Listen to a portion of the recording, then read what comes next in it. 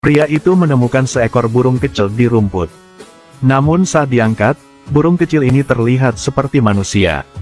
Karena penasaran, pria ini membawa pulang burung tersebut.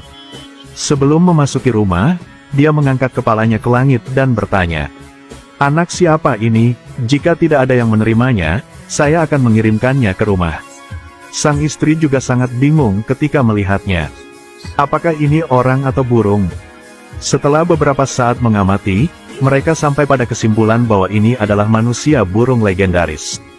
Jadi mereka mencelupkan tangan mereka ke dalam susu dan memberinya makan.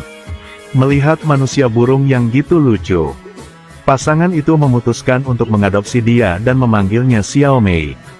Pada malam hari istri memeluknya untuk tidur. Terkadang James bangun untuk memeriksanya. Keesokan harinya sang istri melepas pakaian boneka itu dan memakaikannya pada Xiao Mei. Lalu mengeluarkan kaos kakinya untuk membuat jubah dan mengenakan sayap Xiao Mei. Sekarang dia seperti anak normal. James di sebelahnya membuat troli anak.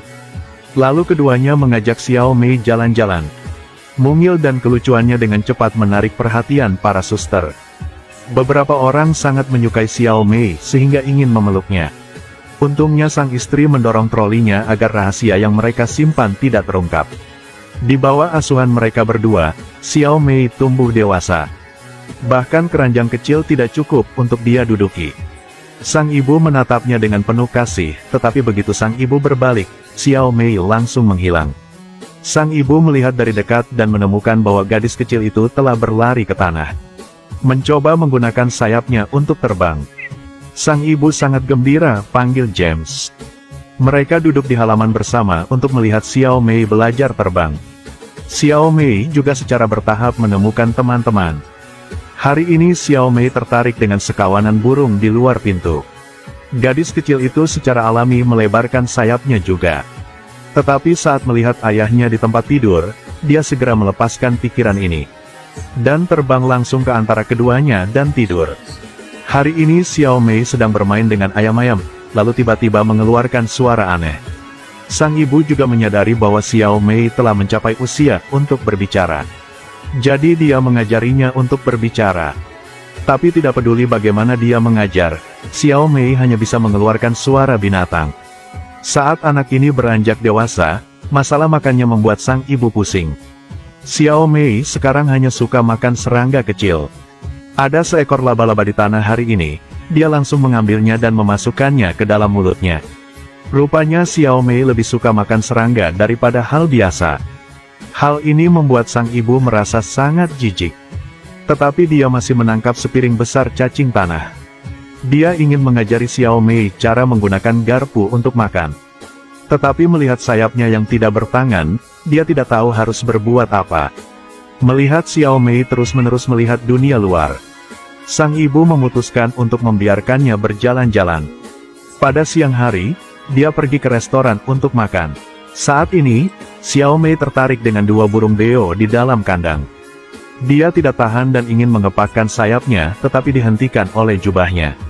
Ketika sang ibu melihat niat Xiao Mei, dia dengan keras memblokirnya. Jika ada yang tahu, Xiao Mei bisa ditangkap lagi. Sekarang seorang pemburu melewati mereka. Sang ibu takut ketahuan, jadi dia menguncinya di toilet. Tetapi ketika sang ibu datang lagi untuk mencarinya, hanya tersisa sepasang sepatu kecil di toilet. Xiao Mei terbang keluar dari jendela. Sang ibu buru-buru berteriak, menyuruh Xiao Mei untuk kembali, tetapi dia pura-pura tidak mendengar. Terbang langsung ke kawanan burung itu. Pertama kali dia terbang jarak jauh, dia dengan cepat jatuh. Untungnya, gadis kecil itu jatuh dari sunroof dan jatuh ke tempat tidur. Dengan begitu dia tetap selamat. Di sisi lain, pasangan lansia mengemasi tas mereka. Mulai mencari Xiao Mei di kereta menuju selatan. Gadis kecil itu masuk saat Xiao Mei sedang tidur nyenyak di tempat tidur.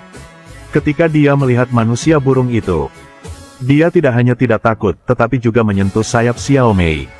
Karena keluarganya tunggal, dia sangat kesepian. Tiba-tiba muncul seorang teman, dia sangat menghagarinya. Dia tidak hanya menggunakan bulu dan daun untuk membuat sarang Xiao Mei. Ketika tidak ada orang di rumah, mereka berdua pergi bertualang. Xiao Mei dengan gembira mengepakkan sayapnya dan terbang langsung ke pohon besar. Tidak peduli bagaimana dia menelepon, Xiao Mei tidak mau turun. Dia hanya bisa menjaga Xiao Mei di bawah. Keesokan paginya, dia bertemu James dan istrinya yang sedang mencari anak mereka. Ketika mereka mengetahui bahwa Xiao Mei ada di atas pohon, mereka juga sangat terkejut. Ketika mereka berdua memanjat pohon, Xiao Mei terbang menjauh.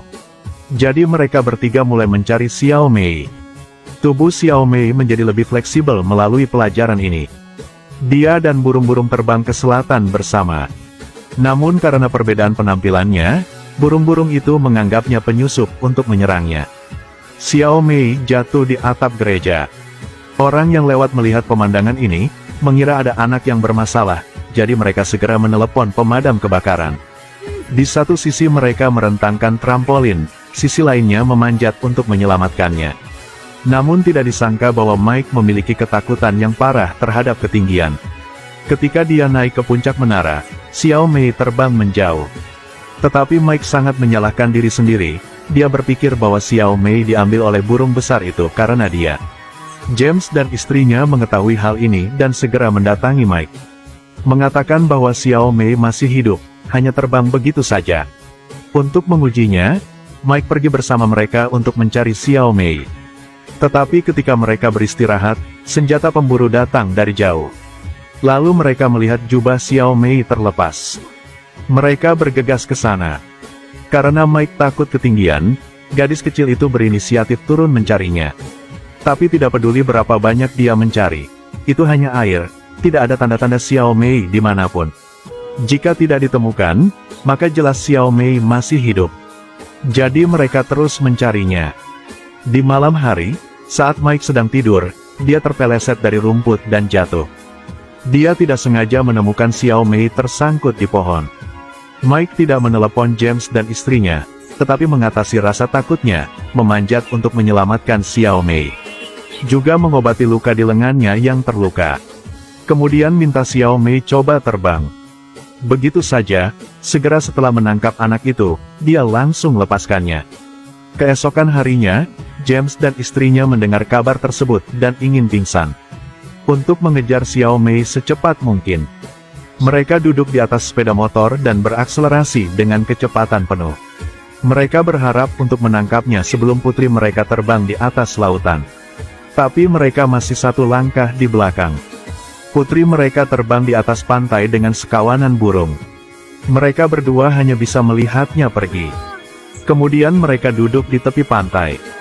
Diam-diam berdoa untuk gadis kecil itu di hatinya. Tetapi ketika melihat laut untuk pertama kalinya, hati Xiao Mei sangat gugup. Dengan kekurangan kekuatan fisik, dia dengan cepat jatuh ke laut. Saat James hendak pergi, dia sepertinya merasakan sesuatu. Dia menjatuhkan kopernya dan terjun ke laut. Benar saja, dia menemukan Xiao Mei telah dihantam ombak lagi. Begitu saja, keluarga mereka akhirnya bersatu kembali. Di malam hari, sang ibu menyiapkan pesta serangga rebus untuk Xiao Mei. Namun setelah makan malam, Xiao Mei masih melihat keluar. Bahkan menabrak jendela.